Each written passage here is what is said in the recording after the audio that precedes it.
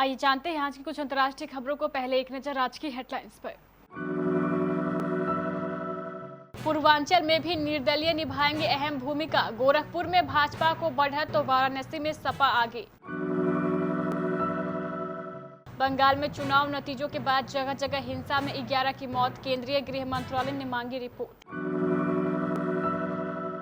परोपकार के लिए मशहूर बिल गेट्स ने भारत और कोरोना वैक्सीन को लेकर दिया बेहद विवादित बयान। दिल्ली में कोरोना ने तोड़ा मौतों का रिकॉर्ड। बीते 24 घंटे में 448 लोगों ने गंवाई जान।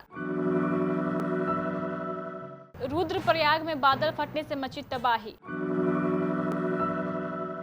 डेट फाइनल, 5 मई को तीसरी बार सीएम पद की शपथ लेंगी ममता बनर्जी। रसोई में पाइप टूटी तो रिपेयरिंग के बाद प्लम्बर ने मांगे 4 लाख। फिल्म तूफान की रिलीज डेट टली। फरहान अख्तर ने बताया कोरोना के कारण लिया फैसला। कंगना रनौत को अंधाधुन ऑक्सीजन लेने पर है आपत्ति। बोली, हमने अपनी गलतियों से कुछ नहीं सीखा। और आईपीएल खेल रहे शेल्डन जैक्सन के परिवार में कोविड से मौत। जिला पंचायत सदस्य चुनाव में पूर्वांचल में सपा ने बढ़त बनाए रखी है। सरकार और गठबंधन की पूरी ताकत के बाद भी भाजपा को स्पष्ट बहुमत नहीं मिलता दिख रहा है। पूर्वांचल की 28 जिला पंचायतों में अध्यक्ष पद की चाबी निर्दलीय उम्मीदवारों के हाथ है। मुख्यमंत्री योगी आदित्यनाथ के निर्वाचन क्षेत्र गोरखपुर में भाजपा को बढ़त मिली है, जबकि वाराणसी में सपा भाजपा पर बढ़त बनाए हुए है। रामनगरी अयोध्या में भी सपा ने भाजपा पर बढ़त बनाई है, जबकि राजधानी लखनऊ में पूर्व सांसद रीना चौधरी चुनाव हार गई है।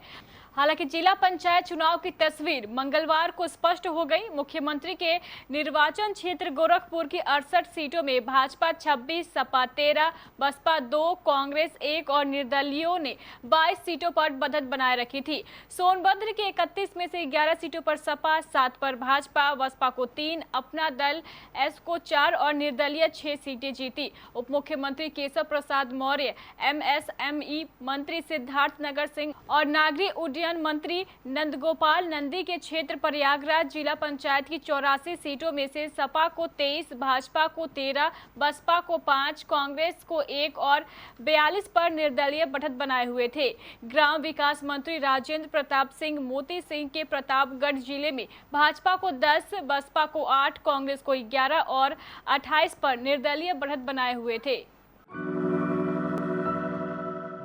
बंगाल में विधानसभा चुनाव के नतीजों की घोषणा के बाद भी हिंसा का दौर थमने का नाम नहीं ले रहा है।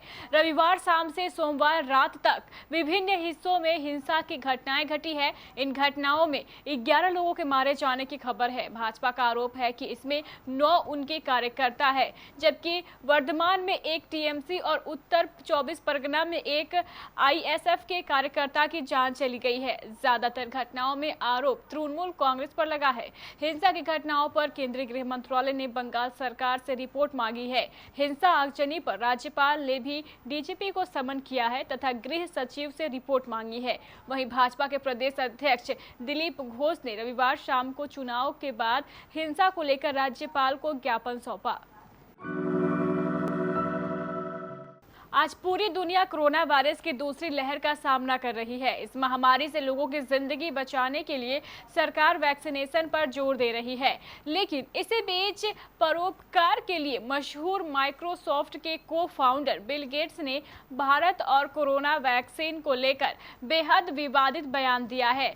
स्काई न्यूज को दिए एक इंटरव्यू में जब बिल गेट्स से पूछा गया कि क्या प्रॉपर्टी लॉ को बदलना संभव होगा जिससे कोविड वैक्सीन का फॉर्मूला शेयर करने में सक्षम हो सके, इसका जवाब देते हुए बिल गेट्स ने कहा, कोरोना वैक्सीन का फॉर्मूला विकासशील देशों को नहीं दिया जाना चाहिए। इस वजह से विकासशील और गरीब देशों को कुछ समय इंतजार करना पड़ सकता है, लेकिन उन्हें वैक्सीन का फॉर्मूला नहीं मिलना चाहिए। राष्ट्रीय राजधानी में बीते 24 घंटों के दौरान कोविड-19 से रिकॉर्ड 448 लोगों की मौत दर्ज की गई, जबकि इस दौरान 18,043 नए मामले सामने आए, जो 15 अप्रैल के बाद से सबसे कम है। दिल्ली के स्वास्थ्य विभाग द्वारा जारी एक बुलेटिन के मुताबिक संक्रमण दर 29.56% दर्ज की गई। यह लगातार तीसरी दिन है जब राष्ट्रीय राजधानी में महामारी से मरने वालों की संख्या 400 के पार है। राष्ट्रीय राजधानी में रविवार को अपेक्षाकृत कम नमूनों की जाँच की गई, जिसमें से 18,043 संक्रमित पाए गए। चिन्याली सौर ब्लॉक के कुमरार गांव में मौसम ने तबाही मचाई है। गांव में हुई मूसलाधार बारिश के चलते जकरा गदेरा अचानक उफान पर आ गया, जिससे ग्रामीणों के खेत खलियानों एवं घरों में पानी व मलबा भर गया।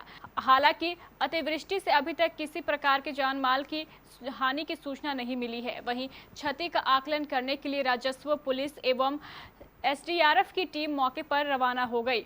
उत्तरकाशी जिले में सोमवार को मौसम ने अचानक करवट बदली और दोपहर बाद गिरगिराहट के साथ मूसलाधार बारिश शुरू हो गई। मूसलाधार बारिश के चलते गमरी पट्टी के कुमरार गांव में जकरा गोदर पर नाले उफान पर आ गए, जिससे बालम सिंह, इलम सिंह, प्रेमलाल, नक्शा सिंह, विजयपाल सहित विजेंद्र आदि ग्रामीणों के घरों, खेत एवं खलियान पानी से भर गए, जिससे पूरे गाँव में अफरा तफरी मच गई। तृणमूल सुप्रीमो ममता बनर्जी आगामी 5 मई को तीसरी बार राज्य के मुख्यमंत्री के तौर पर शपथ लेंगी।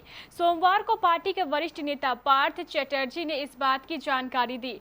पार्थ चटर्जी ने कहा है कि ममता बनर्जी के शपथ ग्रहण के बाद प्रोटेम स्पीकर के तौर पर विमान बंदोपाध्याय नवनिर्वाचित विधायकों को पद की शपथ दिलाएंगे।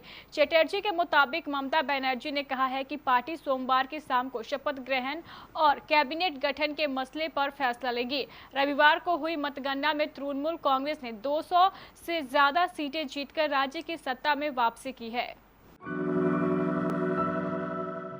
आपकी रसोई में कोई पाइप टूट गई हो और आपने तुरंत किसी प्लम्बर को कॉल करके बुलाया। उसने पाइप ठीक करने के बाद ऐसी रकम मांग ली कि आपके होश उड़ जाए, तो आप क्या कहेंगे? रकम भी कोई सैकड़ों या हजारों में नहीं बल्कि लाखों में। जी हां, ब्रिटेन का एक ऐसा ही मामला सुर्खियों में बना हुआ है।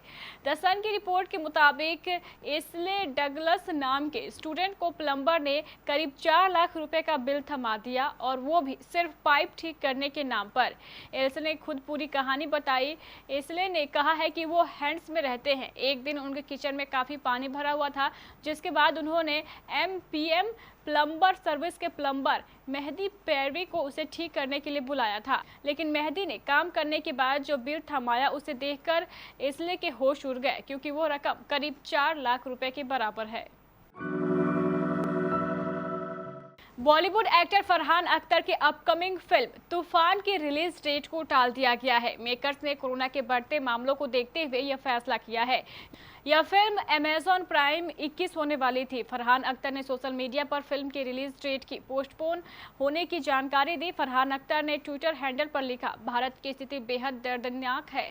हम ऐसी स्थिति में सभी के लिए प्रार्थना करते हैं और कोरोना महामारी के प्रभावित लोगों के लिए अपने विचार व्यक्त करते हैं। स्थिति को गंभीरता को देखते हुए हमारा ध्यान पूरी तरह से महामारी में हमारे कर्मचारी और उनके परिवार की मदद करने पर है। इसलिए हमने स्थिति में सुधार होने तक अपनी फिल्म तूफान की रिलीज डेट को पोस्टपोन करने का फैसला किया है।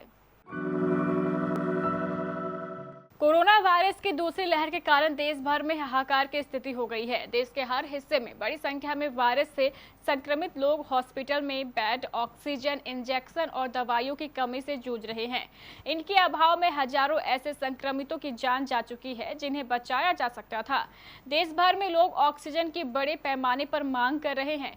अस्पताल, राज्य सरकार, केंद्र सरकार, सेना, प्राइवेट कंपनियां सभी ऑक्सीजन की सप्लाई को बढ़ाने के लिए उसके प्रोडक्शन को बढ़ाने में लगी है।